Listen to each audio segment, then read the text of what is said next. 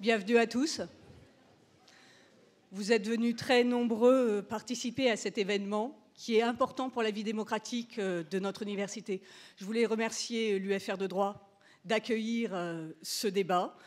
Alors l'idée, c'est que les échanges durent à peu près 1h30. Et alors, est-ce qu'ils seront filmés? Oui. Les échanges seront filmés et seront diffusés en léger différé sur le site de l'université, donc pour les gens qui n'auront pas pu assister au débat. Donc, nous allons entendre aujourd'hui Christian Robledo de la liste Dynamique UA et Anthony Taillefer pour la liste UA Ambition. Alors, afin de garantir l'égalité de traitement et de parole entre les candidats, ce débat va être structuré. Donc, les candidats se sont mis d'accord, je ne suis qu'un porte-parole, de la manière suivante. Donc, chaque candidat commencera en introduction à présenter son programme pendant 4 minutes. Donc, le tirage au sort, qui vient d'avoir lieu, a donné à Anthony Taillefer le fait d'ouvrir le premier la parole. Donc, cette introduction générale, par chacun des candidats, sera suivie d'un échange de vues sur 6 thèmes. Ces 6 thèmes sont la recherche, la formation, la commu Université Bretagne-Loire, les partenariats économiques et publics, le 5e thème, la vie étudiante, et le 6e, la gouvernance et le bien-être au travail. Alors, là, écoutez bien, parce que ça va être pas compliqué, mais c'est là où vous intervenez. Donc, les échanges seront suivis par la réponse à 4 questions venues du public. Nous sommes nombreux, le temps est compté, donc chacun d'entre vous peut être un questionneur. Vous avez devant vous, ou en bout de rayon, en bout de ligne, des petites feuilles de papier blanc. Si l'un d'entre vous souhaite poser une question, il écrit son nom et prénom en lettres capitales, de manière lisible, et s'il y a un Pierre Martin, éventuellement mettre l'UFR, parce qu'il est possible qu'il y ait 2 Pierre Martin dans la salle, nom et prénom en lettres capitales, et vous remettez cette petite feuille n'importe quand au cours du débat aux porteurs de micro et d'urnes, donc Lionel Bell et Stéphane Amiard, que vous voyez là-bas. Alors, une fois que les noms seront tirés, les 4 personnes pourront poser la question de leur choix. On ne marque pas sur le papier la question, hein. Vous marquez juste votre nom et les 4 noms tirés pourront poser leur question. Le temps de parole sera minuté, l'ordre de prise de parole a été tiré au sort. Donc nous commençons pour l'introduction par Anthony Taillefer, puis Christian Robledo, puis le thème 1, Christian Robledo, Anthony Taillefer, et ensuite une alternance de sur cet algorithme-là. Donc 5 minutes pour faire la présentation, 3 minutes par thème, 3 minutes pour répondre aux questions des 4 personnes et 3 minutes pour conclure. 4 minutes pour conclure. Voilà. Anthony Taillefer, à vous. Chère Nathalie, merci. Chers collègues, bonjour à tous. Je suis très heureux de vous retrouver aussi nombreux dans cet amphithéâtre. D'emblée, je voudrais dire que j'ai accepté cette manière d'organiser le débat proposé par Christian parce que j'estime qu'il était indispensable que nous puissions confronter nos conceptions et nos visions devant vous au moins une fois pendant cette campagne. Alors, peut-être je vais commencer par une présentation plus personnelle. Pour ceux d'entre vous qui ne me connaissent pas, je voudrais rappeler que je suis en fonction dans notre université depuis 2004.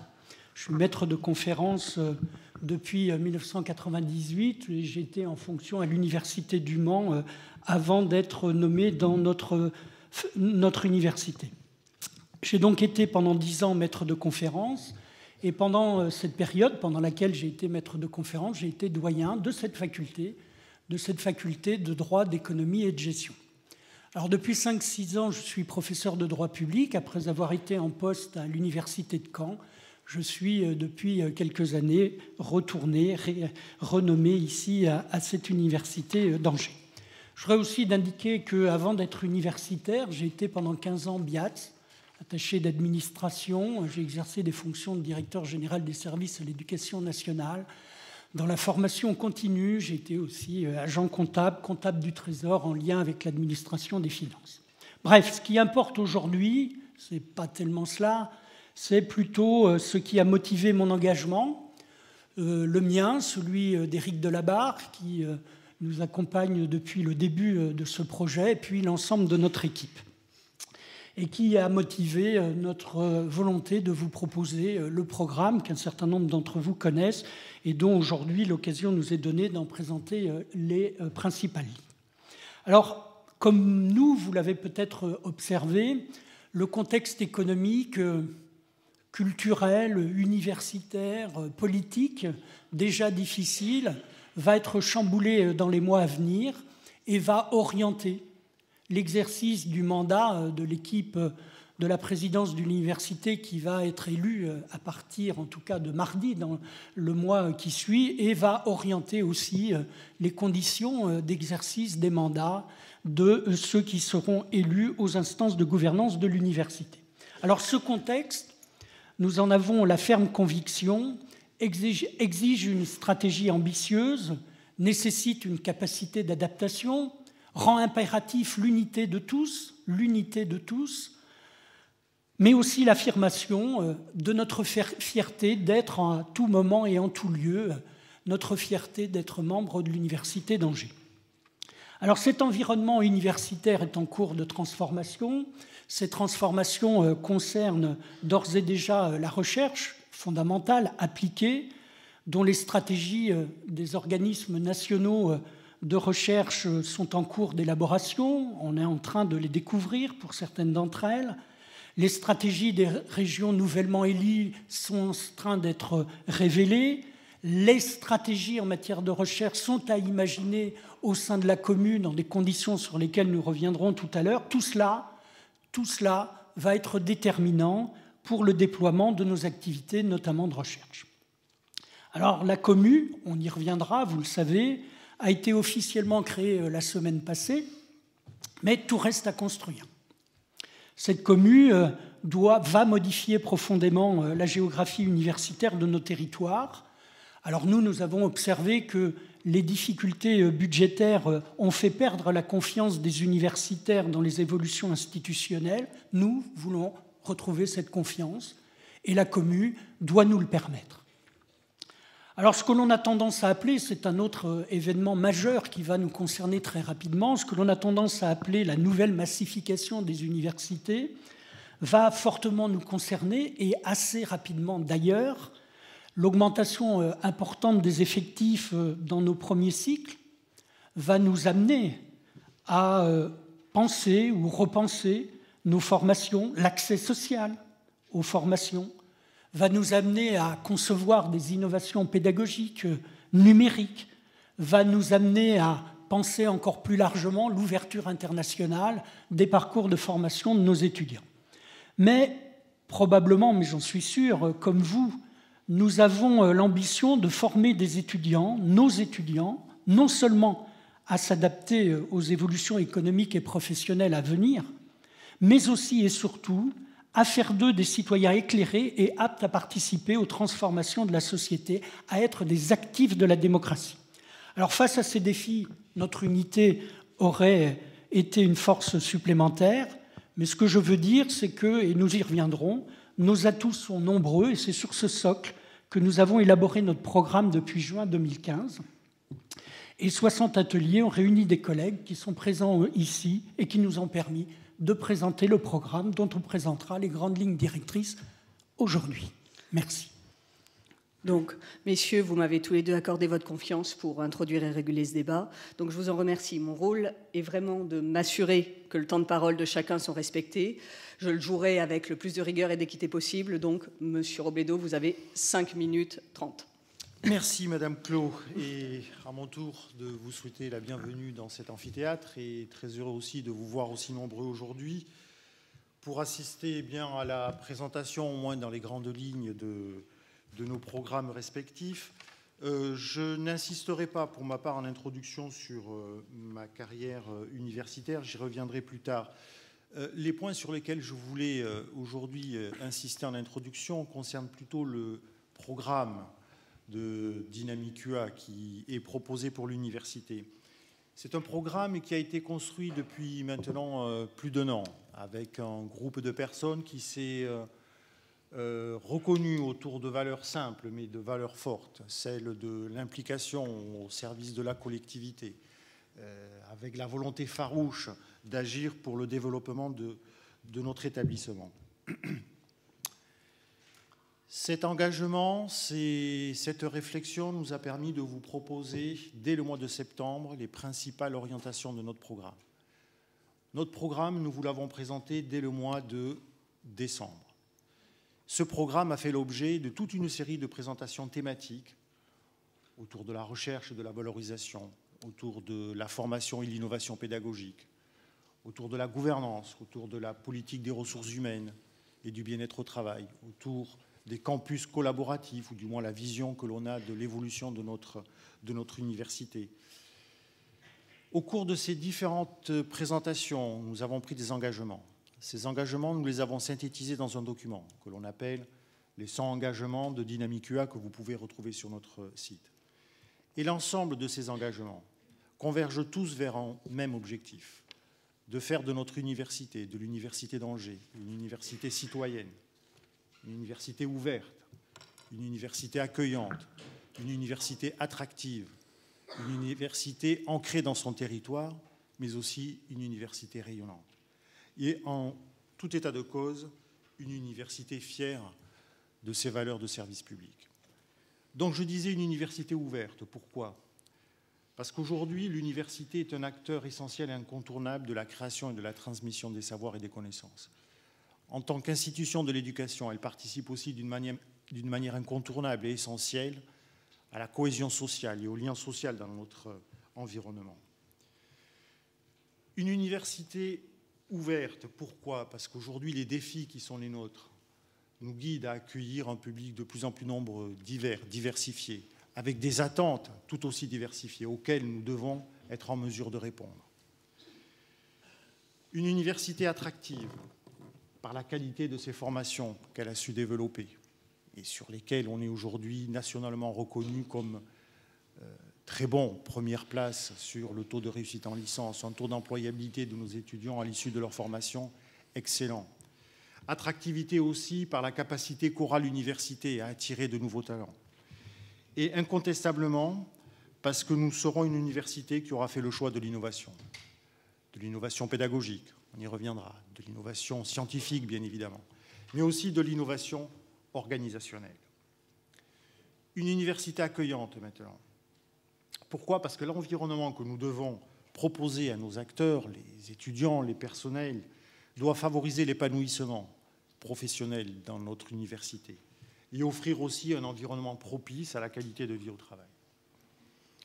C'est l'accueil aussi que l'on va assurer pour les nouveaux arrivants, par les dispositifs que nous pourrons mettre en place. Une université ancrée dans son territoire.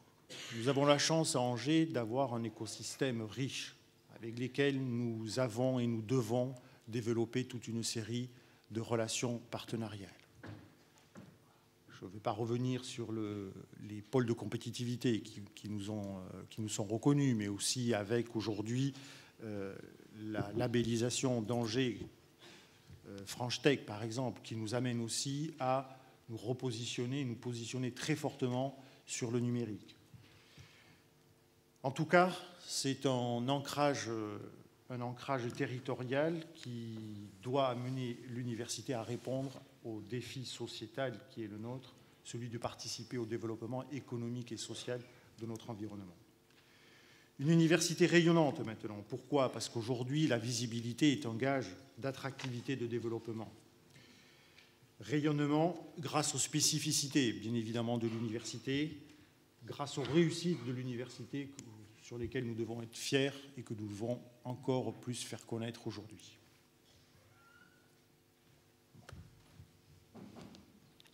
« 5 minutes. » Ah oui, 5 minutes.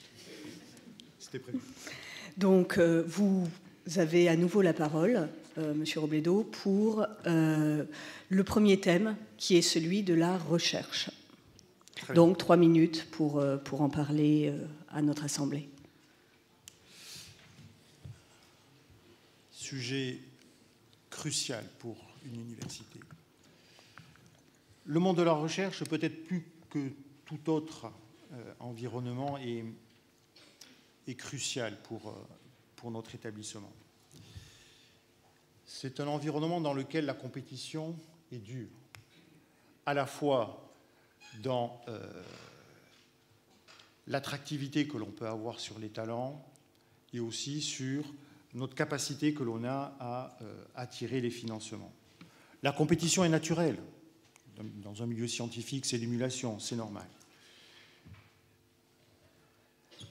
La recherche, c'est aussi le marqueur essentiel d'une université. C'est grâce à cette dimension-là qu'elle peut agir sur sa visibilité, et notamment sa visibilité internationale.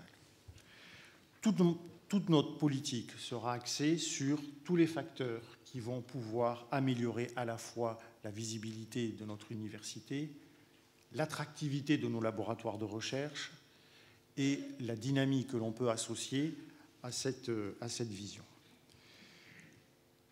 Énormément de choses ont été faites jusqu'à aujourd'hui. La structuration de la recherche à l'université est en place depuis maintenant un certain nombre d'années.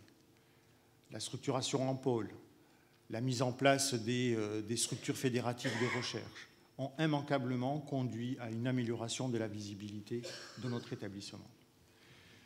Cela a permis aussi, par la stratégie d'humérisation d'un certain nombre d'unités de recherche, de rendre aussi plus visibles nos laboratoires, souvent par une stratégie d'humérisation multisite, qui permet d'avoir un rayonnement régional, voire national.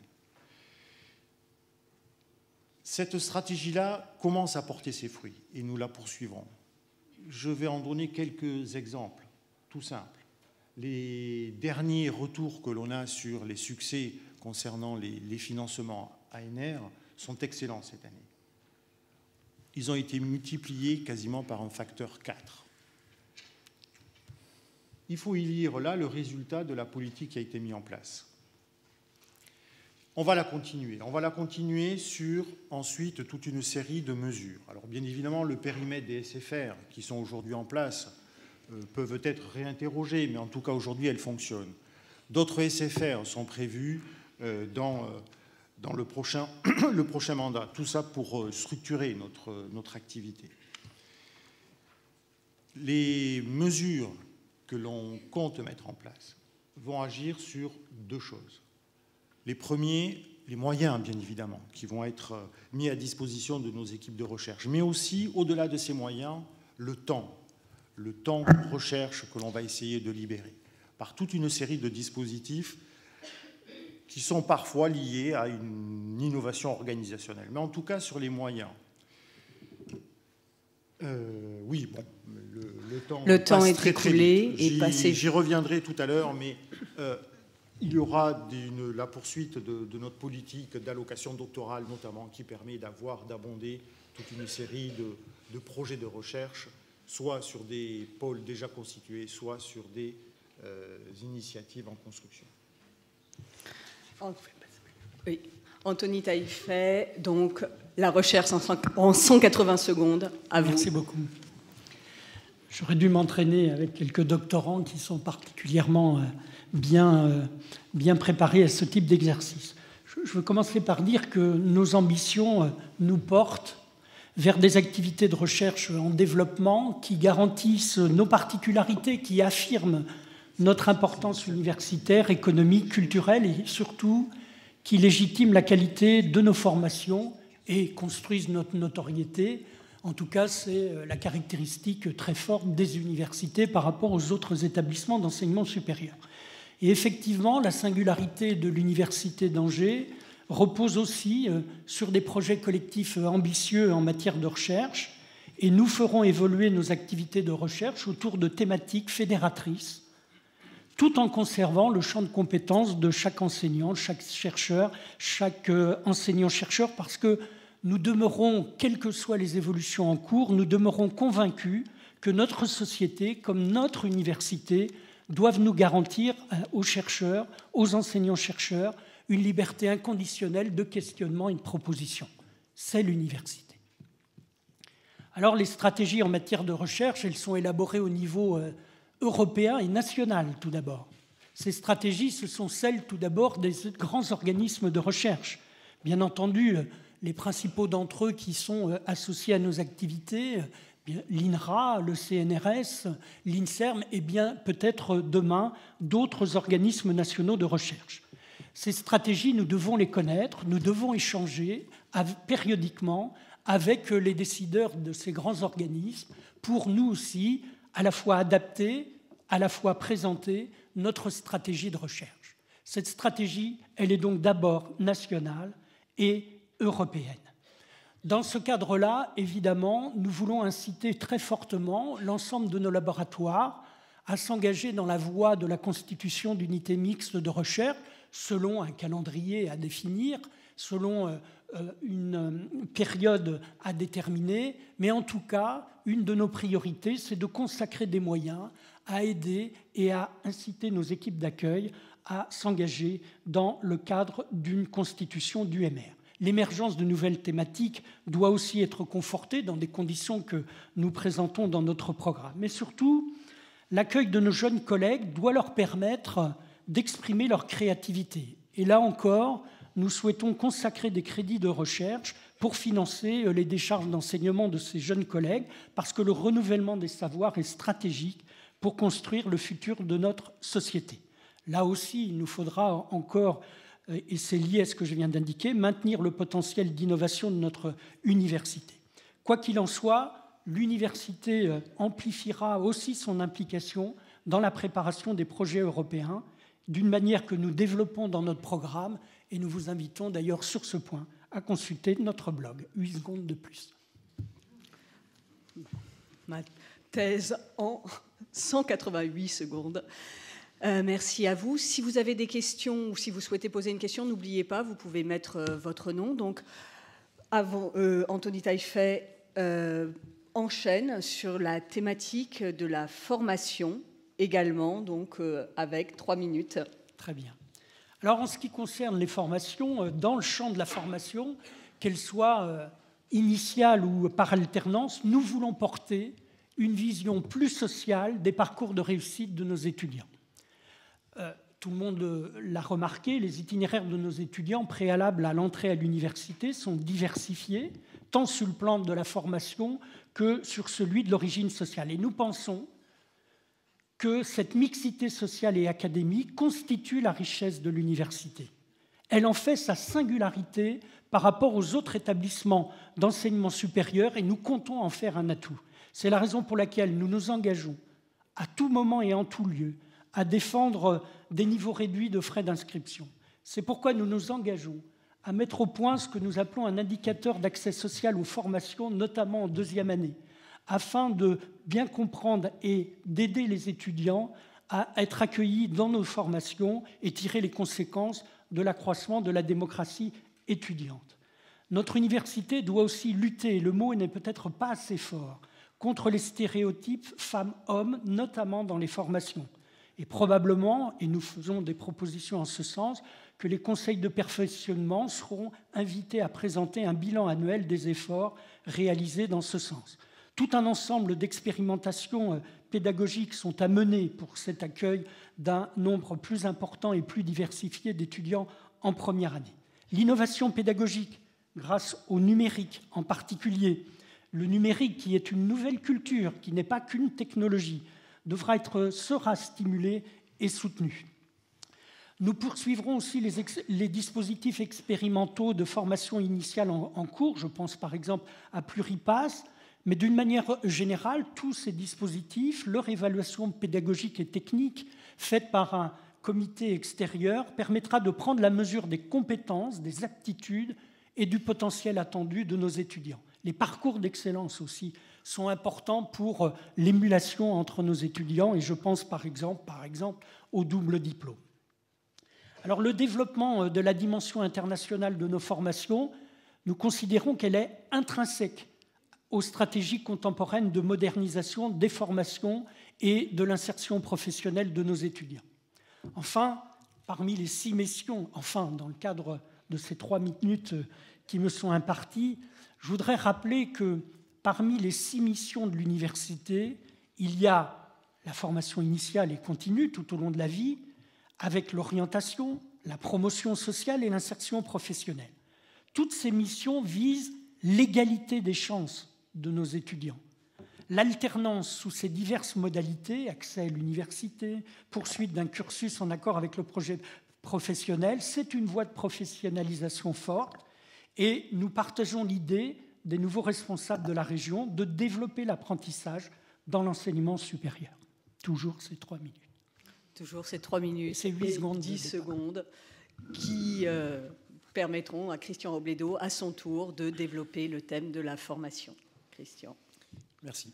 Donc l'Université d'Angers, pour vous, ce n'est pas une nouveauté, est clairement reconnue pour la qualité de ses formations. Notre taille nous permet d'être très agile, d'être réactif, d'être imaginatif. On l'a prouvé. Des expérimentations sont en cours. On parle de pluripass. Des évolutions structurelles ont aussi été mises en place au cours de ces dernières années. Je pense par exemple à la transformation de l'ICI en école d'ingénieurs. Le développement de toute une série de doubles diplômes, aussi un fait marquant dans notre université. On continuera dans ce sens. Mais ce que je souhaite en tant que président, c'est d'inscrire le futur mandat sous le sceau de l'innovation pédagogique. Pour quelles raisons? Les raisons sont très simples. Aujourd'hui, nous devons faire face à une arrivée massive d'étudiants. D'étudiants qui ne sont pas forcément et qui ne viennent pas et qui n'attendent pas de l'université qu'elle développe uniquement des formations initiales, qui s'étalent sur plusieurs années, mais aussi des personnes qui sont là pour venir rechercher des compétences, pour venir se rebooster peut-être dans leur carrière professionnelle. Donc ils viennent chercher des compétences à l'université, des formations pas forcément diplômantes mais qualifiantes. Il faut que l'on revisite nos modes d'organisation pédagogique. Par ailleurs, il y aura aussi un important chantier à mener sur nos rythmes universitaires. Aujourd'hui, des semestres qui durent 2 mois, c'est compliqué à mettre en œuvre, à la fois pour le rythme soutenu que l'on nous demande aux étudiants, pour le rythme soutenu que cela engendre pour l'ensemble de nos collègues, à la fois enseignants et BIATS.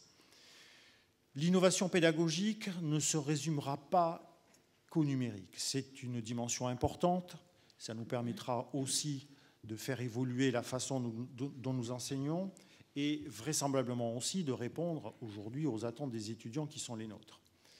Mais aussi, ça nous permettra de toucher un public différent.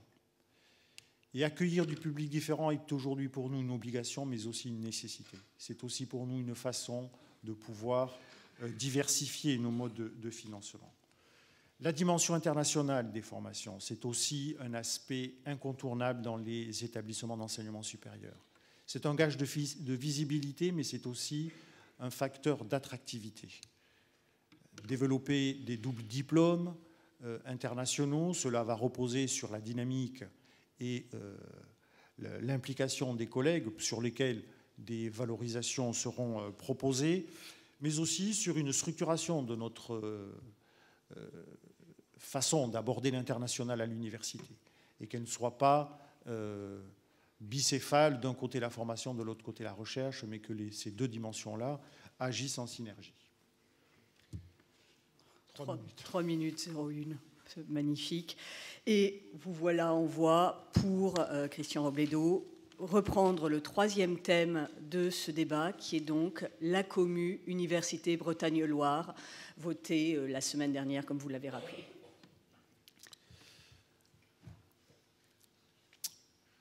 Je reprendrai ici une petite phrase que vous reconnaîtrez sans doute, qui disait en substance « On ne fait pas de la politique autrement que sur des réalités ». C'est vrai que l'on peut sauter sur sa chaise comme un cabri en disant la commu, la commu, la commu, mais ça ne change rien. Il faut prendre les choses telles qu'elles sont. Et quelles sont-elles? La commu, c'est une réalité. Le décret a été publié la semaine dernière, comme l'a rappelé Anthony tout à l'heure. On est pour, on est contre. Il faut y aller. Et faire de cette contrainte une opportunité de développement, une opportunité de visibilité, une opportunité d'identité.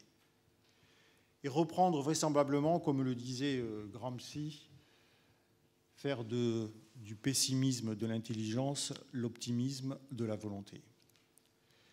En tant que président, je serai présent dans cette commu et je défendrai la place qu'elle doit avoir dans cette nouvelle entité. Je défendrai l'idée et le concept de cette université fédérale où chacun des établissements garde son identité, garde sa visibilité et fait valoir ses potentialités. La place de l'université dans cette commune, c'est quoi? C'est d'une part la place que l'on arrivera à prendre. C'est des places institutionnelles. On aura une place dans le conseil des membres. On aura, c'est sûr, une place dans le conseil d'administration, au moins une. Les autres places seront laissées, ou en tout cas seront prises par les établissements et les collègues qui se mobiliseront. Et on se mettra en ordre de marche pour ça. On aura des places dans le conseil académique, 12. Des places qui nous sont réservées. Mais on aura aussi des places sur des structures centrales dans le fonctionnement de cette université fédérale. Sur les départements, on aura une direction d'un département. Nous aurons 2 directions adjointes. Dans les écoles doctorales, nous aurons un directeur d'école doctorale. Et ensuite, les directions adjointes des écoles doctorales de site. Les potentialités maintenant de cette UBL. Si je prends l'image de structures birégionales qui sont aujourd'hui à disposition et sur lesquelles l'université est impliquée. Je prends par exemple le cas de Biogen West, donc un réseau interrégional de plateformes technologiques. L'université d'Angers n'a pas eu à se plaindre de faire partie de ce réseau-là. Et on retrouve exactement le même périmètre que celui de l'université fédérale. On a aujourd'hui 2 plateformes labellisées, une 3e est en cours de labellisation par une structure qui finance en moyenne quasiment 2 millions d'euros en investissement et en fonctionnement chaque année.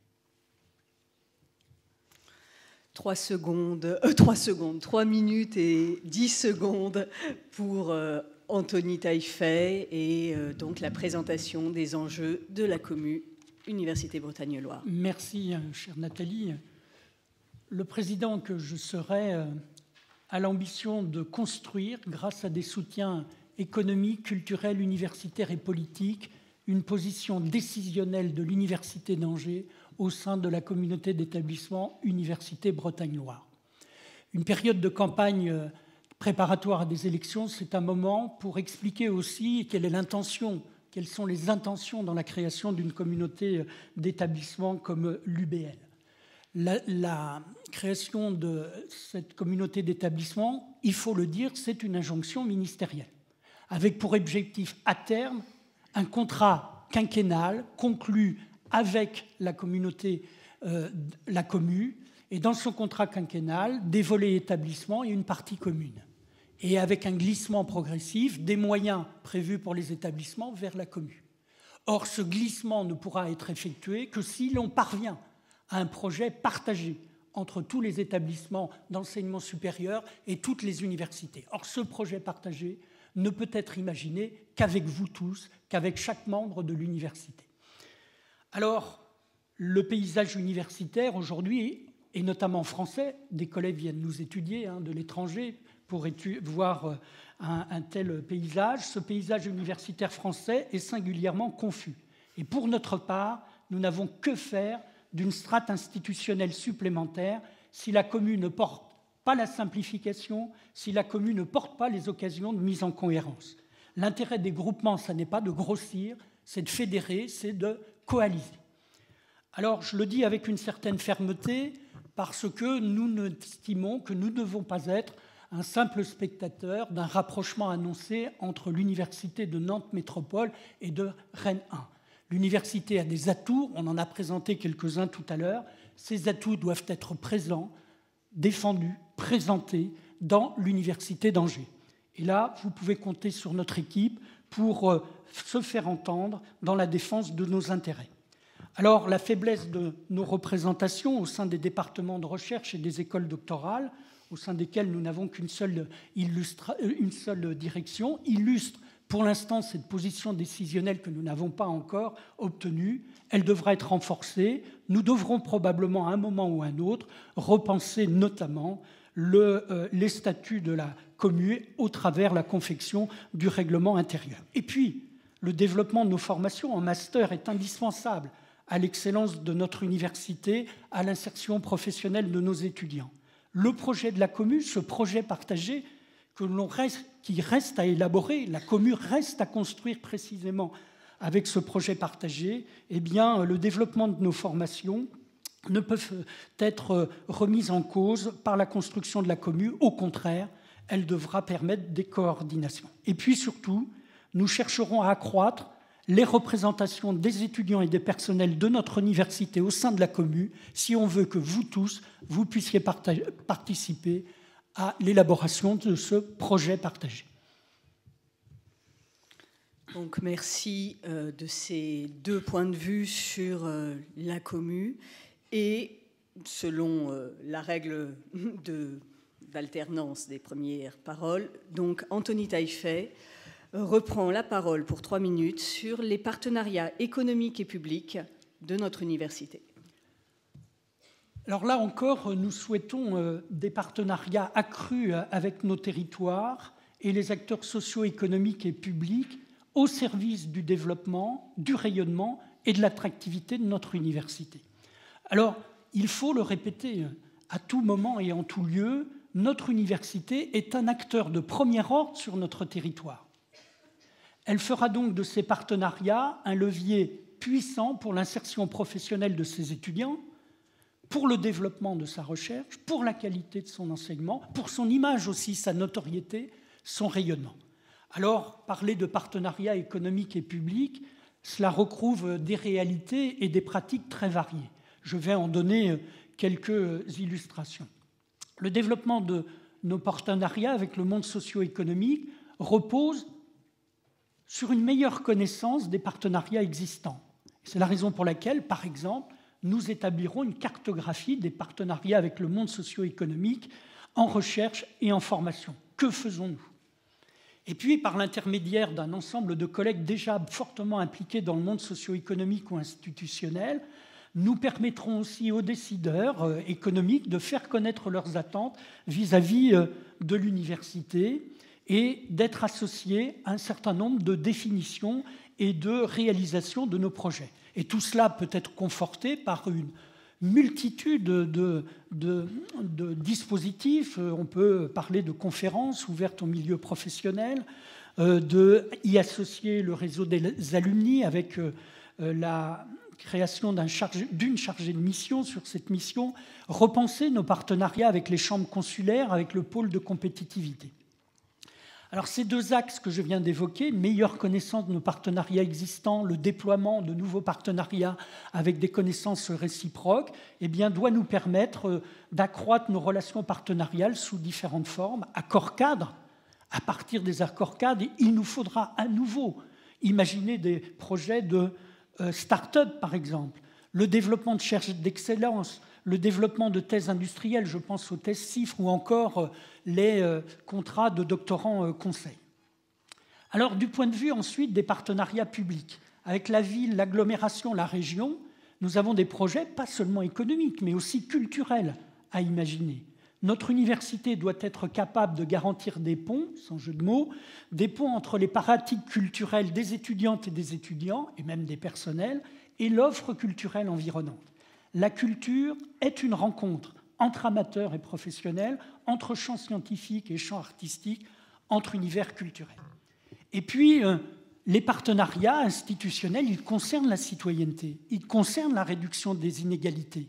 L'accueil des étudiants étrangers doit se faire dans le cadre d'un territoire où l'université a son rôle à jouer.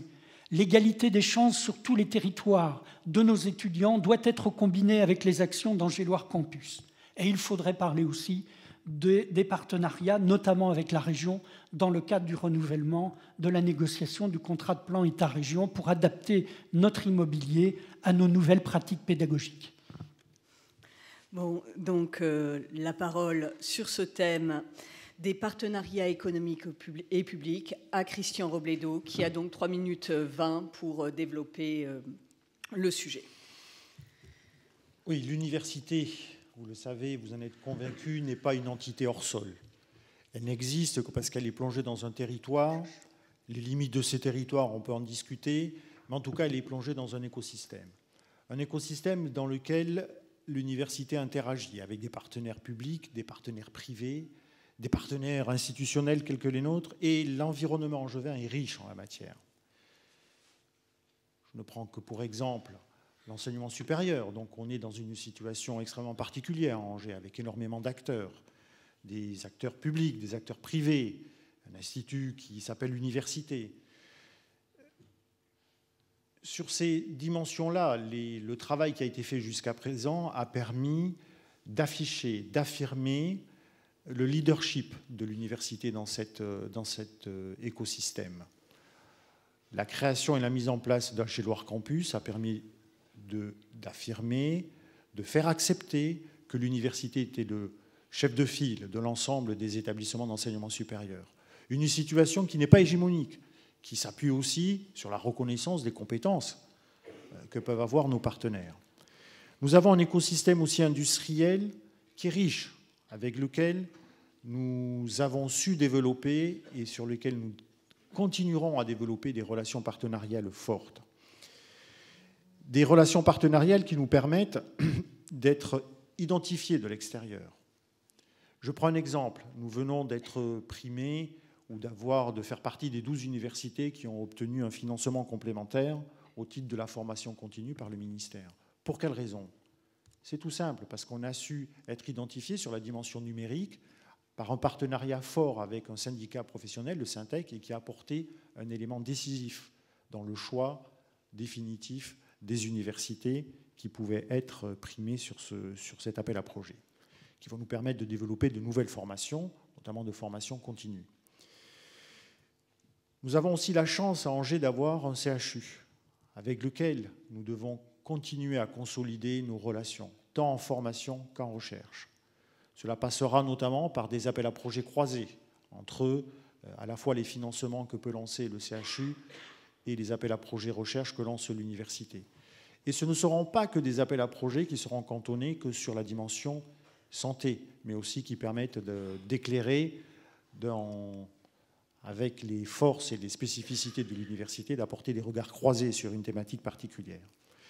Et le développement de ces partenariats vont aussi permettre de développer ce que l'on appelle traditionnellement la recherche translationnelle.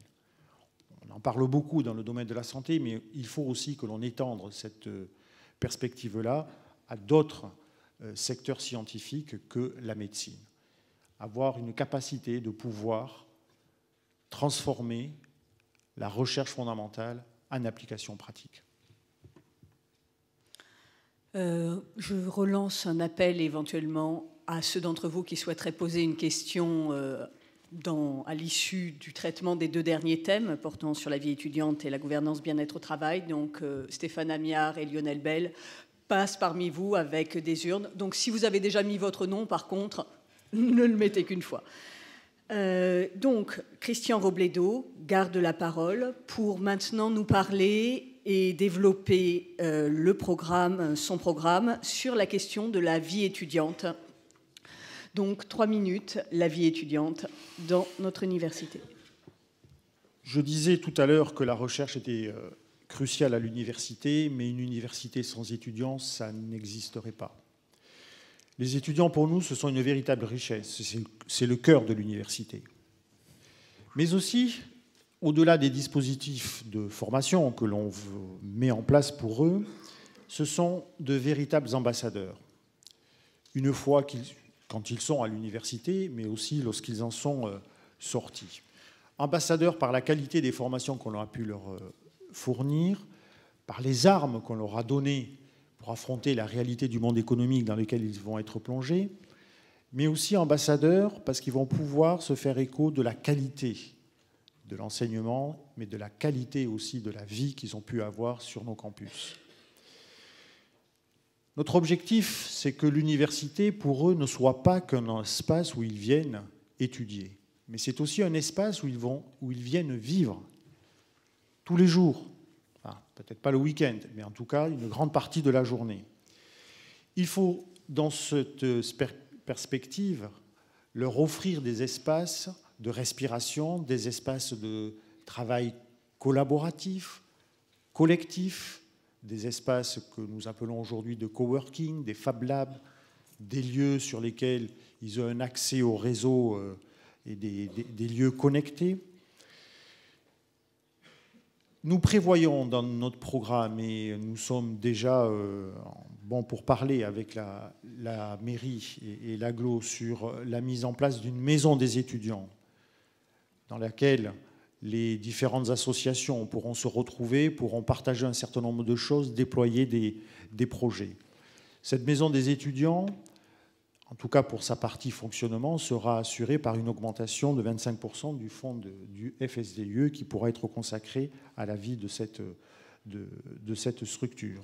Si cette maison est positionnée à Belle-Beille, elle ne sera pas que pour Belle-Beille, mais aussi bien évidemment pour l'ensemble des campus de l'Université d'Angers. Nous appuierons aussi la mise en place de toute une série de dispositifs partagés entre les étudiants. Le projet de l'épicerie sociale et solidaire sera soutenu. Les emplois étudiants seront aussi soutenus, pas seulement pour l'accueil, mais aussi pour le tutorat que les étudiants de master peuvent apporter aux étudiants en première année. En tout cas, l'objectif, c'est de rendre les campus de l'Université d'Angers accueillants et que les étudiants s'y sentent bien et qu'ils soient heureux de venir y étudier. Votre dernier mot. Donc, 3 minutes pour Anthony Taillefer sur la question de la vie étudiante qui intéresse les étudiants venus nombreux aujourd'hui et nous tous à l'université. Merci. Alors, nous souhaitons développer, entretenir une culture du bon accueil à l'Université d'Angers. Et dans ce but, nous mettrons au point un plan global de vie étudiante dans notre université, sur notre campus et dans notre ville. L'objectif, c'est de dynamiser la vie étudiante sur le campus en agençant, mais on pourrait donner un contenu à cet adverbe, en agençant sport, culture, santé, investissement associatif interne et externe, participation au projet de l'université et accompagnement des étudiants de première année pour les étudiants déjà avancés. Alors c'est la raison aussi pour laquelle les initiatives étudiantes seront soutenues pour que l'université soit un lieu d'émancipation. C'est lié à l'objectif de citoyenneté, de développement de la citoyenneté dont j'ai parlé à plusieurs reprises. Ces initiatives étudiantes seront portées par un vice-président élu. Nous préférons l'élection d'un vice-président étudiant à sa désignation par un président de l'université. Le FSDIE social sera étudié et expérimenté sous l'égide du vice-président étudiant. Et nous pensons aussi à l'action humanitaire d'urgence alimentaire et même sanitaire, parfois, qui devra être conçue avec les associations étudiantes pour identifier et secourir les étudiants en grande difficulté. Je pense à la commission d'urgence, par exemple, qui devra être réactive aux propositions des assistantes sociales notamment. Je pense aussi au rôle actif que devra jouer l'Observatoire de la vie étudiante. Alors, l'Université d'Angers, sur tous ses sites, doit aussi concevoir une politique culturelle à son échelle, mais aussi à celle de la cité, où les étudiantes et les étudiants vivent le temps de leurs études. Nous poursuivrons les partenariats institutionnels existants, mais nous considérons aussi que l'environnement culturel de l'Université d'Angers concerne non seulement les institutions existantes, mais aussi les maisons de quartier qui sont en train d'être repensées, notamment dans le cadre du renouvellement urbain, et je pense à Belle-Beille, ou bien alors pensées et coordonnées avec le tissu associatif, notamment étudiant. Démocratiser l'accès à la culture, c'est un enjeu fort de paix sociale également. Et nous rendrons accessible, par exemple, c'est l'une des mesures que nous proposons, la carte culture à l'ensemble des étudiantes et des étudiants en mutualisant les offres existantes sur notre territoire. Alors, nous aussi, nous imaginons une maison des étudiants et des étudiants, mais une maison conçue comme un forum, un espace d'autonomie, de création, de services coopératifs et qui pourrait accueillir le laboratoire de fabrication de l'université pour en faire un lieu de promotion de la culture scientifique. Enfin, l'ouverture au monde des étudiants et des personnels est un atout citoyen et professionnel et nous devrons penser l'accueil plus fort des étudiants étrangers puisque ceux-ci seront plus nombreux dans les années à venir. Merci Anthony Taillefer. Donc vous avez à nouveau la parole pour le dernier point, le dernier thème évoqué au cours de cet échange de vues, qui est celui important pour tous les personnels de l'université présents dans cette salle et ceux qui verront la vidéo, de la gouvernance et du bien-être au travail. Alors, si vous m'y autorisez, je commencerai par le bien-être au travail. Parce que nous considérons que le bien-être physique et psychologique au travail doit être considéré comme un moteur puissant de la réussite de l'université, de la réussite de nos étudiants et de leur satisfaction en particulier. Et c'est la raison pour laquelle, ayant une expérience administrative, notre organisation administrative de l'université sera conçue de manière à éviter les injonctions contradictoires à l'égard des personnels de l'université. Une définition de ce que nous attendons des personnels, et en particulier des personnels d'encadrement, dans le cadre de lettres de mission, sera donnée. Et nous pensons que dans ces lettres de mission, notamment au personnel d'encadrement, des objectifs de satisfaction des collègues des services devront être fixés. Alors, sur la base de concertation, nous privilégierons l'adéquation des services à la diversité de nos besoins. Nous ferons donc davantage appel à une approche ascendante, à la participation des acteurs, ainsi qu'aux outils numériques et collaboratifs. Les enjeux humains, qu'ils concernent les personnels BIATS, qu'ils concernent les enseignants-chercheurs, les chercheurs, doivent redevenir le moteur de notre adaptation au temps présent. Nous ne concevons pas d'attendre de nos collègues des transformations du service rendu sans leur faire bénéficier des modes de gestion plus personnalisés de leur mission, de modes de gestion plus personnalisés de leur carrière. Un réel effort donc sera fait pour éviter et remédier au désarroi professionnel. Plus généralement, nous avons la forte conviction que le bien-être au travail, c'est un atout pour notre université. Ce n'est pas une charge. Nous savons tous que l'exercice de nos missions n'est pas qu'une source de rémunération. Nos métiers doivent redevenir pleinement des moments d'épanouissement personnel, des temps d'intégration, des temps de construction des liens sociaux. Les risques psychosociaux dont on parle de plus en plus, le stress, l'incivilité, le harcèlement, l'épuisement professionnel, sapent la réalisation satisfaisante de nos missions, entravent la réussite de nos étudiants et altèrent le succès de nos laboratoires. Alors, à propos de la gouvernance, notre ambition est bien entendu le déploiement d'une gouvernance collégiale, mais qui privilégie la coopération sur la centralisation, l'ambition des projets sur les simples constructions de structures et gestion des activités. Et puis, je glisserai, parce que le temps m'est compté, vous le savez, je glisserai l'observation suivante. Nous concevons l'action des vice-présidents comme étant circonscrite afin que ces missions n'entament pas la vie personnelle et le déroulement de carrière de ses collègues. L'objectif est d'inciter les jeunes collègues, femmes et hommes, à s'investir dans des responsabilités pour l'université. Nous avons besoin de leur créativité, nous avons besoin de leur implication. Et un non-succès en la matière provoquerait, au terme d'un mandat, des renoncements à s'engager dans les années à venir. Merci Anthony Taillefer. Donc sur ce thème important, comme tous les autres d'ailleurs, de la gouvernance et du bien-être au travail, Christian Robledo, 3 minutes 20 pour nous exposer.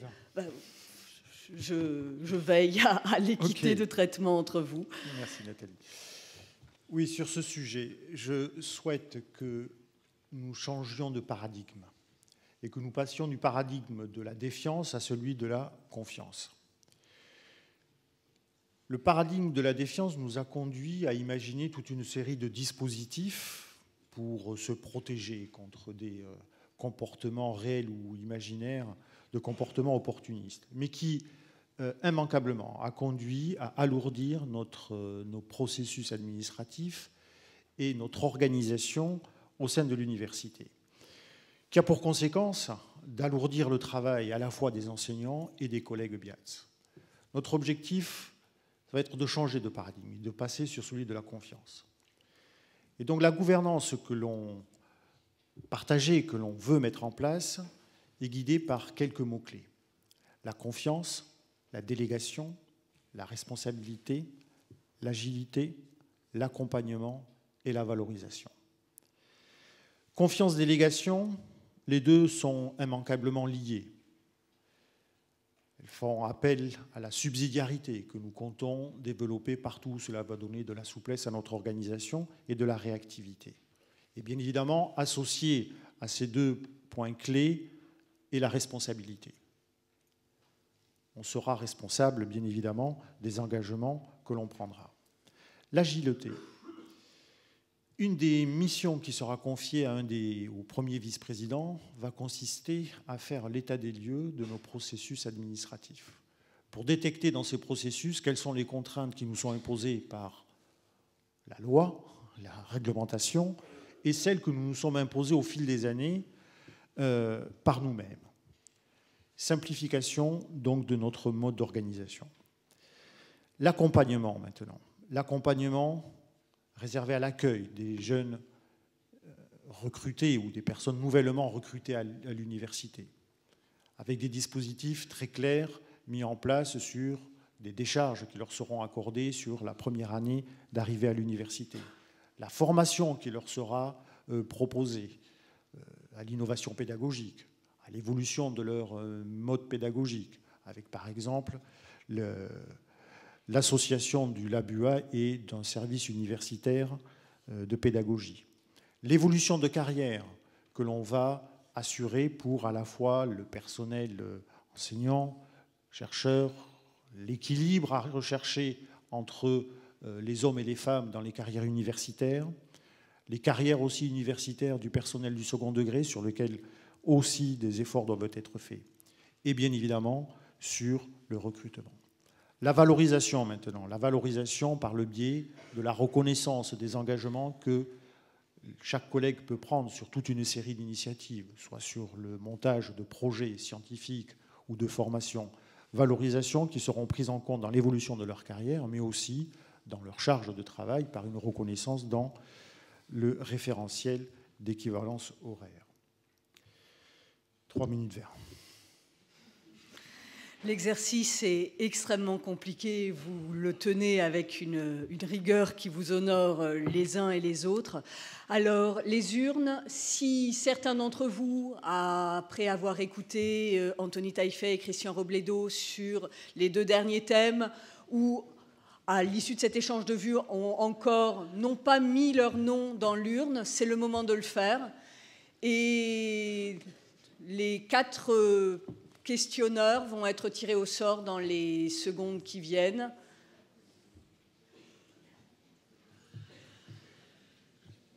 Levez la main si quelqu'un veut. Réunissons les urnes et allons-y, parce que le temps nous est compté, il est 12h05.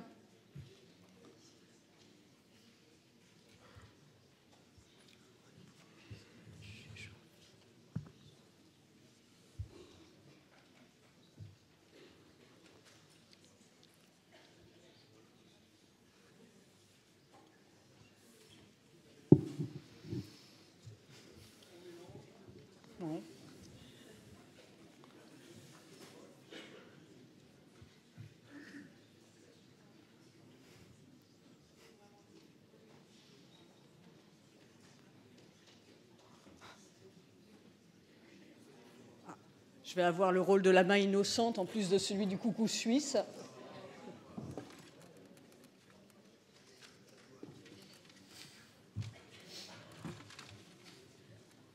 Alors, qui sont les heureux élus? Alors, je lis les 4 noms. Oui, dans l'ordre de lecture. Les questions seront posées dans l'ordre de lecture. Est-ce que ça vous convient, Christian Robledo, Anthony Taillefer? Olivier Duval.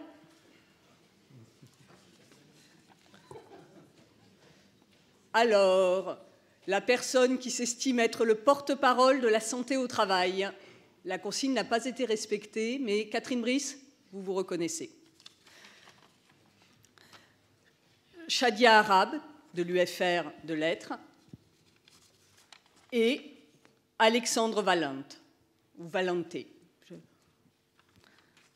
Donc, nous allons commencer par une question d'Olivier Duval. Donc, la règle appliquée aux candidats est celle aussi des questionneurs, c'est-à-dire de faire une question courte. Oui, merci. Donc, Olivier Duval, donc, je représente l'UFR Santé. Donc, il y a un certain nombre de questions qui se posent, hein, évidemment. J'ai l'expérience de 8 ans de direction d'une composante. Et il y a une chose qui m'a particulièrement, qui me tient un petit peu à cœur, et en particulier, vous en avez déjà parlé, mais je pense qu'il faut vraiment poser la question, la suivante. Les études présentées au CHSCT ont montré donc une augmentation alarmante de la souffrance au travail. Ça, c'est clair. Le conseil d'administration a peu été consulté sur ces questions en matière de stratégie. L'équipe sortante assume-t-elle ce constat? Et que prévoyez-vous de faire pour que cela cesse enfin? Et pourquoi ne pas l'avoir fait plus tôt? Et ça, c'est vraiment quelque chose qui tient à cœur, parce que vraiment, j'ai eu des personnes en détresse, en fait. Merci Olivier Duval pour cette question. Donc, le premier répondant, Christian Robledo, qui peut avoir jusqu'à 3 minutes, et second, Anthony Taillefer. La question de la santé au travail est un point essentiel pour toute organisation. Une organisation dans laquelle les conditions de travail, le sentiment que peuvent ressentir les agents d'un mal-être au travail conduit immanquablement à une efficacité de la structure qui est bien moindre. Donc c'est un élément essentiel à prendre en compte. Les dispositifs qui sont aujourd'hui imaginés et qui pour certains sont déjà en place à l'université, au-delà des structures qui sont prévues à cet effet, comme le CHSCT, où c'est effectivement le point central et l'organe central qui prend en compte ce type de choses. C'est toute une série de dispositifs. Première chose, c'est le traitement que l'on appelle tertiaire. Donc effectivement, une situation d'urgence se manifeste, comment on la prend d'une manière urgente en main. Donc là, on a mis en place à l'université ce que l'on appelle une cellule de veille, une cellule dans laquelle donc, est représenté le médecin du travail, le secrétaire du CHSCT, le vice-président en charge des enseignants-chercheurs, moi-même en charge du personnel BIATS, les ressources humaines, bien évidemment, où l'objectif est d'identifier le plus tôt possible les raisons pour lesquelles une situation s'est dégradée et de commencer à y apporter des réponses. Autre dispositif, ce sont les cellules de qualité de vie au travail qui commencent et que l'on souhaite développer au plus proche des unités de travail. Pour quelles raisons? Pour justement embrayer non plus sur le traitement primaire des situations, mais au contraire, enfin sur les situations, au moins sur les situations tertiaires plutôt, mais de travailler sur les origines. Pour quelles raisons en est-on arrivé à cette situation? Et proposer des solutions construites par les acteurs proches du terrain, et en tout cas ceux qui sont concernés par la situation dégradée. Alors maintenant, faire le reproche que ces situations n'ont jamais été identifiées, enfin présentées au conseil d'administration, c'est pas tout à fait vrai, parce que quand même on en a parlé lorsque des dispositifs d'urgence ont été déployés à l'université. Après, en parler, c'est difficile parce qu'on fait référence souvent à des situations personnelles et on n'a pas le droit tout simplement d'en parler dans cette instance-là. C'est le CHSCT qui a toute légitimité pour se saisir de ces situations. Merci de conclure. Oui, c'est 3 minutes 20. Voilà, c'est 3 minutes 20. Pardon. Je l'ai pas vu. Bon. Merci. Anthony Donc, Taillefer, en réponse à cette question d'Olivier Duval. Sur cette question. J'ai déjà donné quelques indications, quelques bouts de réponse à la question qui vient d'être posée, avec cette idée, et j'y tiens beaucoup, c'est que le bien-être au travail, c'est un atout pour notre université, que ça n'est pas une charge. Quand on dit cela, ça veut dire que cette question du bien-être au travail, cette question est un ensemble, un comportement, un style, une manière de vivre ensemble dans l'exercice de nos missions qui doit permettre d'éviter ces situations qui parfois peuvent être franchement pathologiques. J'en ai donné des exemples tout à l'heure. Ça doit pouvoir être un sujet, et ce sera un sujet à étudier et à présenter au conseil d'administration. Nous avons la ferme intention que le conseil d'administration soit un lieu où on débat d'un certain nombre de questions, où on remonte un certain nombre de blocages, on surmonte un certain nombre de blocages et où on y définit des stratégies. Or, le bien-être au travail exige une stratégie globale pour créer un climat de confiance et une vie professionnelle apaisée. Ça se traduit par tout un ensemble de dispositifs. Prenons par exemple l'idée d'avoir dans chaque bureau un responsable de proximité pour trouver des solutions d'urgence en cas d'imprévu dans sa vie personnelle. Ma fille, mon fils est devant la sortie de l'école parce que la garderie ne fonctionne pas.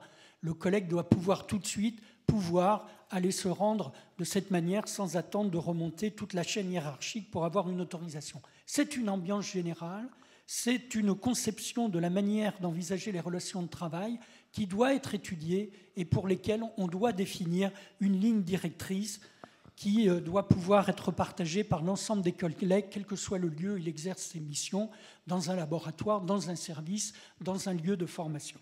Et puis, nous estimons, mais on a eu l'occasion d'échanger longuement avec les membres du CHSCT, avec les membres de la commission égalité, avec les membres du SUMS notamment, nous avons à faire converger les efforts et les travaux menés, les enquêtes effectuer, les identifications réalisées, les faire converger, CHSCT, Mission Égalité, SUMS, pour pouvoir identifier les difficultés et pouvoir être particulièrement réactifs. C'est la raison pour laquelle nous leur avons dit, nous comptons consacrer des moyens humains supplémentaires, je pense notamment aux assistantes sociales, mais pas seulement, pour cette détection de moyens de situations d'urgence qui ne souffrent aucune attente.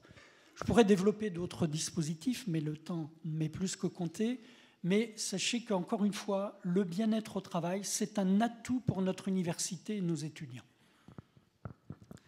Merci Anthony Taillefer. Donc, seconde question de Catherine Brice, au nom du service de santé au travail. Directement là ? Ouais, c'est bon. Ouais. Bonjour, nous, le service de santé au travail, nous voulions vous poser une question. Pour faire confiance à une équipe, il faut la connaître. Et nous aimerions savoir la composition de votre équipe de gouvernance, s'il vous plaît. Qui va faire quoi ?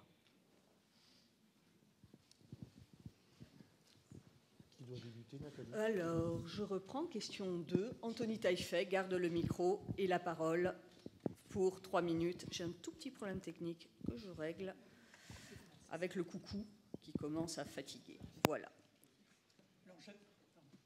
C'est bon. J'avais l'intention de présenter ce qui va maintenant être une réponse à votre question dans ma conclusion, mais j'anticipe. Je présenterai l'équipe de 2 manières. Tout d'abord, cette équipe, j'ai souhaité que nous travaillions ensemble depuis plus d'1 an maintenant pour à la fois mobiliser tout un ensemble de collègues pour élaborer notre projet, pour à la fois faire davantage connaissance entre nous et partager des convictions fortes, être sûr que nous les partagions, et ensuite pour être en ordre de marche tout de suite, dès le mois de février, parce que j'y reviendrai tout à l'heure, de nombreux chantiers urgents nous attendent. Alors cette équipe, je la présente de manière générale et ça permettra de répondre directement à votre question. Donc, lorsque nous serons élus, parce que quand on se présente à une élection, c'est qu'on utilise le futur qui vaut impératif, parce qu'autrement, c'est pas la peine de se présenter, c'est qu'on a la conviction qu'on sera élu. Donc, cette équipe sera composée tout d'abord de celui avec qui j'ai imaginé à la fois ce projet et sa réalisation, c'est-à-dire Éric Delabarre, qui est devant moi et qui sera vice-président au conseil d'administration, premier vice-président. La vice-présidente à la vie étudiante et aux formations Aubline Vinet, qui est ici aussi au premier rang, professeur de psychologie. Ensuite, le vice-président à la recherche et à son développement à l'international, Jean-Pierre Benoît, qui est aussi dans cette salle et que j'ai vu tout à l'heure. Il est ici devant. Et chacun de ces vice-présidents travaillera avec un ensemble de vice-présidents délégués dont je pourrais donner la liste, si vous le voulez bien. Vous voulez que je donne la liste? Bon, je donne la liste. Donc, auprès du vice-président, du premier vice-président, vice-président délégué aux finances et directrice de cabinet, Madame Michel Favreau, ancien doyen de cette faculté. Ensuite, vice-président délégué auprès du premier vice-président chargé de l'immobilier et de la transition énergétique, Lionel Bell, qui est ici. Ensuite, vice-président en charge des enseignants et des enseignants-chercheurs, Olivier Duval, qui vient de s'exprimer. Ensuite, vice-président chargé de la valorisation auprès du vice-président à la recherche et à son développement à l'international, Jean-Luc Courtaudon. Ensuite, vice-président à la formation par alternance et tout au long de la vie, David Rulance, vice-président aussi à l'égalité et à la citoyenneté à l'université, Madame Shadia Arab, qui est ici devant moi. Et vous allez observer tout de suite que nous avons imaginé avec Éric Delabarre ne pas boucler définitivement l'équipe, parce que nous souhaitons, après l'élection, une fois que nous serons élus, eh bien, ouvrir notre équipe à tous les collègues en provenance de tous les horizons et pas seulement à ceux qui nous ont officiellement soutenus. Merci Anthony Taillefer. Donc, pour répondre à la même question, Christian Robledo à 3 minutes 20. Si, de toute manière, c'est vrai que le format des 3 minutes pour la présentation de toute une équipe était un tout petit peu juste. Donc, vous bénéficiez de la même durée que votre collègue. Bon, les noms que je vais mentionner ne seront pas une surprise dans la mesure où j'ai déjà eu l'occasion de présenter la composition d'équipe des vice-présidentes et de vice-présidents. Alors, cette composition est tout de même marquée par quelques traits caractéristiques. Donc, c'est une composition qui vise à l'égalité homme-femme. C'est une composition qui se veut à l'image de la pluralité de notre communauté universitaire, puisque pour la première fois dans l'histoire de l'Université d'Angers, il y aura un collègue Biatz qui sera proposé VP et un étudiant qui sera proposé VP. Ce n'est pas un étudiant pour les étudiants, parce que le vice-président étudiant statutaire existera toujours, mais c'est un étudiant qui aura des missions qui s'étendront sur l'ensemble de la communauté universitaire. Alors maintenant, la composition. Premier vice-président et vice-président du conseil d'administration, Didier Logal, ici présent. Vice-président en charge de la recherche, Philippe Simoneau, ici présent. Vice-président en charge de la valorisation scientifique, Paul Callès, qui est retenu aujourd'hui par des consultations. Vice-président en charge de la commission et de la formation et de la vie universitaire, Sabine Mallet, ici présente, qui se verra associer 2 vice-présidentes déléguées, Nathalie Samier à l'innovation pédagogique, qui est ici présente, et Catherine Bernard aux relations avec les milieux économiques. Catherine Bernard, ici présente, bien évidemment aussi. Ensuite, vice-présidente en charge des relations humaines, des ressources humaines, et de la politique sociale et à l'égalité, Anne-Sophie Auquet de la Jarte, ici présente. Vice-président en charge du numérique et du patrimoine, Stéphane Amiard. Vice-président, alors oui, c'est toujours compliqué de faire une liste comme ça, associé à la vice-présidence de Anne-Sophie, Laurent Bordet, vice-président délégué à la cohésion sociale, et donc c'est notre collègue Biatz qui sera nommé vice-président. Jean-René Maurice, vice-président à la culture et aux initiatives et à la communication, à qui sera associé un autre vice-président délégué étudiant, Mathieu Levaillant, à la dynamisation et à la vie des campus. Avez-vous une réponse à la question que vous posiez, Mme Brice? Oui. Eh bien... Oh, pardon, et j'ai oublié. Non, mais alors c'est toujours ça, le risque quand on fait une énumération, c'est d'oublier quelqu'un. La liste, c'est Françoise Groslot, bien évidemment, à la vice-présidence internationale. Bon. Eh bien, comme ça, vous avez utilisé les 20 secondes à votre disposition. Donc, c'est le tour de Shadia Arab de l'UFR Lettres.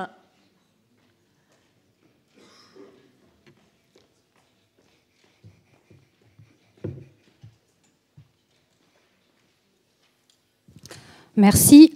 Bonjour à toutes et à tous. Je ne sais pas si les étudiantes et les étudiants qui sont ici présents auront la parole, puisqu'on est limité dans ce débat à quatre questions. Je voudrais poser une question pour les futures étudiantes et étudiants que nous accueillerons dans les années à venir, et notamment la massification des universités.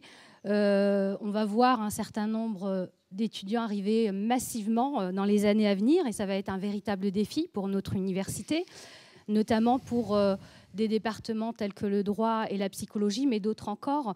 Et je voulais savoir comment vous pensiez, en tant que président l'un et l'autre, gérer cette arrivée massive en termes de locaux, en termes d'enseignants et en termes d'hétérogénéité de ce public, puisqu'on va avoir un public étudiant qui sera de plus en plus en difficulté, une hétérogénéité sociale et une sociologie du monde étudiant qui va être amenée à évoluer fortement. Et je pense que l'accueil de nos futurs étudiants, c'est aussi une notoriété, une image qu'on doit continuer à avoir, malgré ce nombre qui va arriver de manière des effectifs qui vont augmenter fortement. Merci.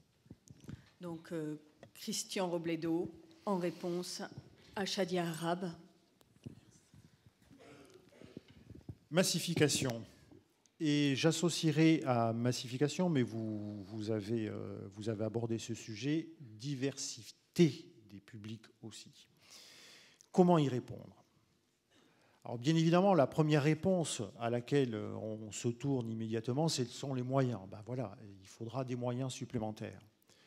Bien évidemment, nous nous battrons, comme on a su le faire ces 4 dernières années, pour obtenir des moyens supplémentaires de notre tutelle pour pouvoir faire face à des taux d'encadrement qui seront de plus en plus importants. Mais ce n'est pas la seule réponse que l'on peut apporter à ce sujet. Une autre réponse est aussi à rechercher dans notre organisation pédagogique, à la façon dont on imagine nos formations. Effectivement, rester dans le cadre qui est aujourd'hui le nôtre, avec un découpage brut et strict en CM, TD, TP, tels qu'on les imagine aujourd'hui, ce n'est pas forcément la réponse qui sera totalement adaptée au défi de la massification. Et ce n'est pas non plus une réponse qui sera totalement adaptée à l'hétérogénéité, comme vous dites, du public, à la diversité du public qui va être demain le nôtre. Demain, on n'accueillera pas que des bacheliers généraux. On accueillera aussi de plus en plus des bacheliers technologiques, des bacheliers avec des bacs pro aussi, même si ce n'est pas la voie naturelle pour eux de venir à l'université. Pour ce type de public, les accueillir dans un amphi comme celui-ci avec les méthodes pédagogiques traditionnelles, on ne va pas forcément être capable de répondre à leurs attentes. Donc ça va nous demander d'imaginer des dispositifs pédagogiques différents. Et quand je parlais d'innovation pédagogique, ce n'était pas juste l'introduction du numérique, c'était aussi d'imaginer des modes pédagogiques nouveaux, des apprentissages par projet, des apprentissages par problème, la mise en place de classes inversées. Alors il se trouve qu'à l'Université d'Angers, on a une petite expérience là-dessus. et notamment dans des filières de formation à très gros effectifs. Et les réponses qui ont été apportées aujourd'hui, on va les mesurer. Bien évidemment, c'est toujours en phase d'expérimentation. Mais en tout cas, les réponses que l'on a su apporter ont été adaptées à la diversité, à la massification du public. Maintenant, la dimension sociale des étudiants que l'on va accueillir. Je ne sais pas si les étudiants demain seront dans des situations beaucoup plus fragiles qu'ils ne le sont aujourd'hui. Peut-être, mais ce n'est pas parce qu'on va augmenter le nombre que la sociologie va forcément être modifiée. Donc il faut, sur cet aspect-là, et les dispositifs existent déjà, qu'il faudra, si les besoins s'en font sentir, muscler. Mais il y a des fonds d'aide d'urgence qui sont déjà en place, à la fois à l'université, mais aussi avec le CRUS, le CNUS, etc. Donc voilà, les dispositifs d'aide spécifique dans des situations d'urgence, bien évidemment, c'est une des responsabilités de notre établissement. Vous êtes dans une vraie situation de présidentiable, dans un univers extrêmement contraint et face à une très grande richesse de problématiques. Donc, vous tenez avec beaucoup de mérite l'un et l'autre cette contrainte. Et la parole est donc pendant 3 minutes 30 à Anthony Taillefer pour répondre à cette question de la massification et de la diversité. Sur ce point encore, j'ai eu l'occasion de présenter quelques éléments tout à l'heure, en rappelant que dans le champ de la formation, et notamment en première année, que ce soit la formation initiale par alternance, nous voulons porter une vision plus sociale des parcours de réussite de nos étudiants. Alors l'augmentation démographique de nos étudiants, mais Christian vient de le rappeler, aura des conséquences sur les effectifs de nos premières années. Tout de suite se pose une question de moyens et se pose une question d'innovation et de projet. Or, ces projets que nous comptons porter pour l'accueil de ces nouveaux étudiants, maintenir là où ça existe les travaux en petits groupes plutôt que de réinstaller davantage d'étudiants dans des grands amphis, développer le travail en petits groupes, je viens de l'indiquer, nécessite un certain nombre de moyens. Alors là, peut-être on peut envisager les choses d'une manière plus large pour aller à la recherche de ces moyens supplémentaires. Vous avez tous observé qu'un des objectifs nationaux, politiques nationales, et la stratégie nationale d'enseignement supérieur l'a mis en évidence, c'est de parvenir dans quelques années à ce que 60% d'une classe d'âge ait un niveau Bac plus 3. Ça veut donc dire qu'à l'augmentation quantitative de nos étudiants va s'ajouter une augmentation, une diversification de leur parcours, comme je l'indiquais tout à l'heure, préalable à l'entrée à l'université.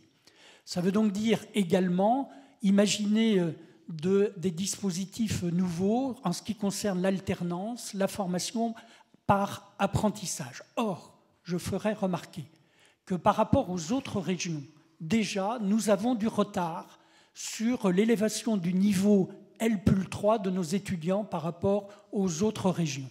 C'est la raison pour laquelle on ne peut pas imaginer ce nouvel accueil, un accueil plus important et plus diversifié avec des programmes nouveaux pour nos étudiants de première année, sans une aide notamment de la collectivité régionale.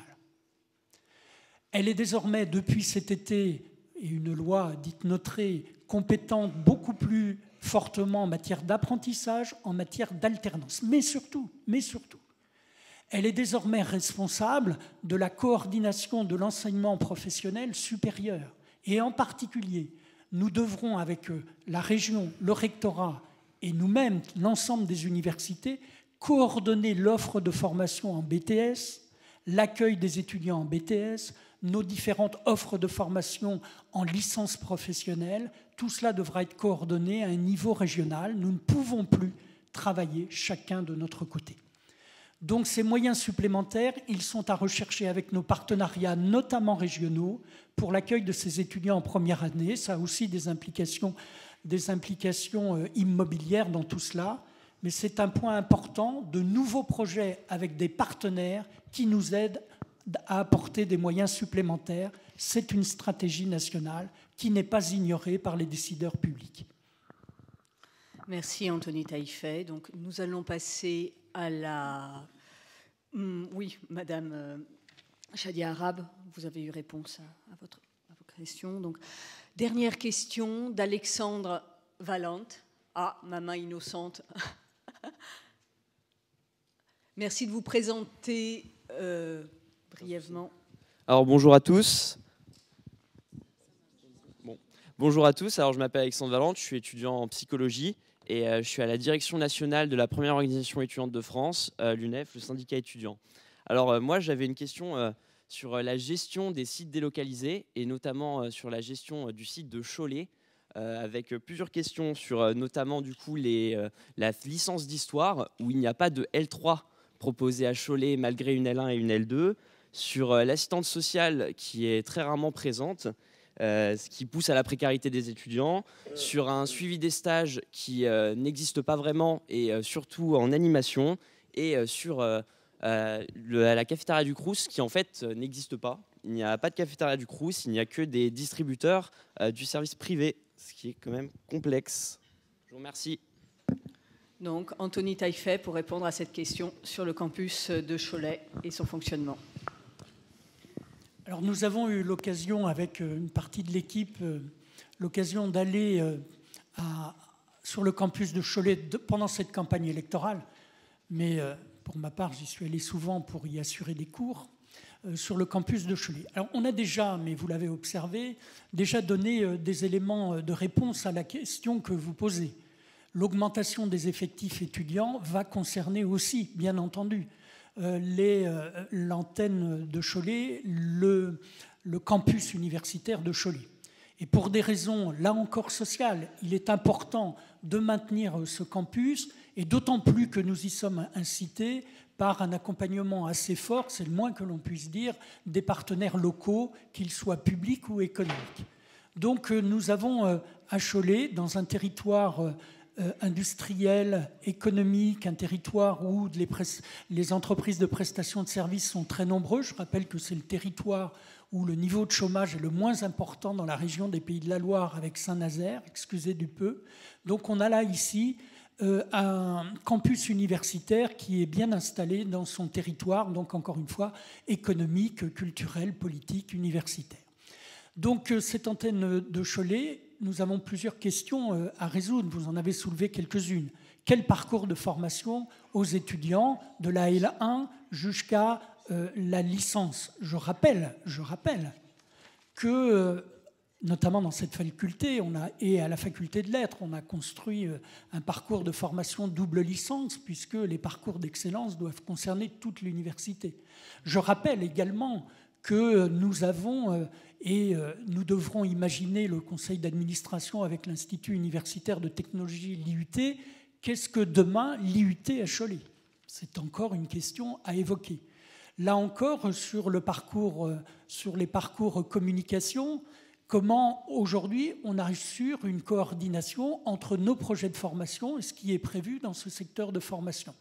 Bref, le campus de Cholet a l'avantage, et peut-être c'est un modèle pour un certain nombre de nos activités, de permettre une coordination et une coopération plus étroite de plusieurs établissements d'enseignement supérieur dans un endroit où tout le monde se connaît parfaitement et dont on connaît parfaitement l'implication des collègues. Je pense au personnel administratif qui s'y investissent là-bas. Alors, quant à l'absence du Crous là-bas, excellente question. Et l'offre de prestations qui est offerte, je sais que l'ancienne responsable du campus de Cholet, une collègue de cette faculté, a fait beaucoup d'efforts, aidée par les collègues de l'équipe, pour obtenir des soutiens supplémentaires, pour avoir un certain nombre d'activités, j'allais dire, de détente et de coopération entre les étudiants. Il y a encore à faire, mais je n'ai pas d'inquiétude, pour ma part, de l'implication des élus régionaux et locaux sur le déploiement, éventuellement sur les négociations qu'on pourrait mener avec le Crous, chers étudiants. Donc, une réponse de Christian Robledo en 3 minutes à Alexandre Valente. Oui, effectivement, merci pour cette question, parce que vous abordez là un sujet qui est central. Dans une université, enfin central, important en tout cas, dans une université avec des sites délocalisés. Quand je suis allé voir avec mon équipe l'antenne de Cholet, le premier message que je leur ai donné, c'était de dire que l'Université d'Angers était ancrée dans son territoire. Et dans son territoire, le périmètre du territoire ne se résumait pas à Angers, mais englobait aussi Cholet, Saumur et demain, sans doute, un autre site. Qu'est-ce que ça veut dire? Ça veut dire que l'ensemble des campus de l'université doivent avoir des prestations qui sont identiques en termes d'accès à toute une série de services que déploie l'université elle-même, je pense, dont vous l'abordez, le domaine de la santé, le domaine de la culture, le domaine du sport, et ensuite l'accès à des services type de restauration pour lequel ce n'est pas nous qui le prenons directement en charge, mais le Crous. Donc là, nous prenons l'engagement que sur ce type d'activité, ce qui sera proposé ou ce qui est proposé aux étudiants de l'Université d'Angers, les étudiants qui sont sur les sites délocalisés aient accès à un panel identique de dispositifs. Ce que fait le SUAPS est exemplaire là-dessus pour essayer de trouver des activités, des installations sportives à destination des étudiants qui sont sur les sites délocalisés. Le travail qui est fait par l'assistance sociale, par le médecin qui va aussi sur Cholet est exemplaire. Alors peut-être que vous ne les voyez pas tout le temps, mais ils y sont. Ils y sont. Et offrent aux étudiants de ce site des dispositifs identiques à ceux de l'Université d'Angers. Des campus angevins en tout cas. Pour la culture, là aussi, c'est une mission importante qui va être confiée au vice-président de la culture et des initiatives, de manière à pouvoir avoir des liens assez forts avec les dispositifs culturels et associatifs de la ville de Cholet, ouverts aux étudiants de l'Université d'Angers. Encore 15 à 20 Vous secondes. parlez ensuite, vous avez abordé le cas de la 3e année de la licence Histoire. Vous voyez ça, vous, comme un problème? Moi, au contraire, je vois ça plutôt comme une opportunité. On répond socialement à un besoin, à une demande pour les étudiants du Choletais pour une intégration à l'université sur au moins le premier cycle, les deux premières années de leur formation universitaire. Mais c'est aussi, je pense, pour eux une chance qu'ils aient ensuite la possibilité. Alors vous allez me dire, c'est une possibilité un petit peu contrainte puisqu'ils n'ont pas le choix, mais en tout cas de venir aussi rencontrer et de s'immerger avec les étudiants qui sont aussi sur les campus, les autres campus de l'université. Donc j'espère que voilà, le format du débat est celui contraint dans lequel nous nous inscrivons. Il est temps de conclure cette séance qui a permis à de nombreux yatos et enseignants-chercheurs d'être de ce côté-ci de l'amphi, de sentir la fraîcheur et de se dire que la morsure de la faim commence à pointer. Donc, la parole reste à Christian Robledo pour 4 minutes de conclusion et ensuite à Anthony Taillefer pour fermer cet échange, pour clore cet échange de vues avant l'élection du 19 janvier prochain. Merci Nathalie. Peut-on vraiment conclure, d'ailleurs? En tout cas, conclure cette présentation et ce débat. Je souhaitais revenir sur 2 points essentiellement. Le premier, pour peut-être exposer les raisons qui m'ont conduit à candidater à la présidence de l'université. Pourquoi? Tout d'abord parce que je suis fier du résultat et du bilan qui ont été obtenus au cours de ces 4 dernières années. Des résultats obtenus sur la dimension financière, avec une meilleure soutenabilité des activités de l'université, sur les perspectives de carrière que l'on a pu offrir à toute une série de collègues BIATS qui étaient avec des contrats plutôt précaires et à qui nous avons offert des contrats en CDI, par la titularisation aussi volontariste qui a été la nôtre au titre de la campagne Sauvadet, par les créations d'emplois que nous avons pu aussi déployer grâce aux ressources supplémentaires que nous avons négociées avec le ministère. Fier aussi de l'amélioration de la visibilité de l'université auprès de nos partenaires. Je prends tout simplement pour preuve les RFI sur lesquels l'université d'Angers est aujourd'hui leader en tout cas sur les thématiques. Et par le fait aussi que l'université d'Angers est aujourd'hui devenue incontournable dans son écosystème et chef de file de l'ensemble de nos partenaires universitaires angevins. Et j'ai la modestie ou la faiblesse de croire que j'ai apporté ma petite contribution à ces résultats. J'ai aussi apporté mes compétences à l'université d'Angers, des compétences qui ne sont pas uniquement de gestionnaire, pour lesquelles d'ailleurs je suis totalement fier puisque c'est ma formation. Les différentes responsabilités que j'ai pu assumer au sein de l'université, tout d'abord en tant que responsable de 3e cycle, ensuite en tant que directeur de l'ISTIA ou de vice-président du conseil d'administration, ont montré que j'étais capable aussi d'avoir de voir en stratège.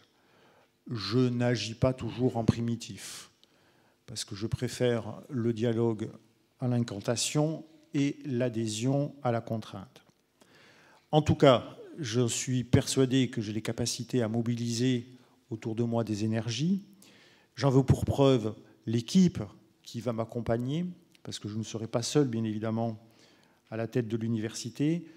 Une équipe plurielle, je vous l'ai présenté à l'instant, une équipe soudée, une équipe constituée, une équipe en ordre de marche, animée par la volonté farouche de développer l'université, d'améliorer le rayonnement de l'université, et en ordre de marche pour faire face aux échéances qui seront les nôtres dans les quelques semaines à venir. Merci. Donc,